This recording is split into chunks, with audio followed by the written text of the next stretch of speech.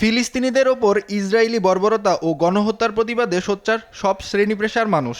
এরই অংশ হিসেবে বৃহস্পতিবার সকালে যুক্তরাষ্ট্র ও সৌদি আরব দূতাবাস অভিমুখে মার্চ ফর প্যালেস্টাইন পালন করে জগন্নাথ বিশ্ববিদ্যালয়ের শিক্ষার্থীরা। এ সময় গণহত্যা বন্ধের দাবিতে নানা স্লোগান দেন তারা। ঐক্যবদ্ধ হয়ে আপনারা ফিলিস্তিনের পাশে দাঁড়ান।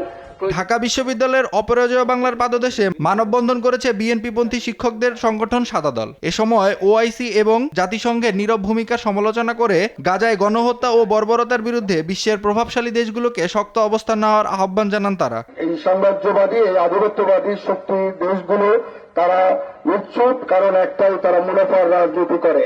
এই মুনাফা, এই বিজনেসকে সামনে রেখেই তারা এই ইসরায়েলকে টিকিয়ে রাখছে। আমরা ফিলিস্তিনিদের পাশে আছি, থাকবো।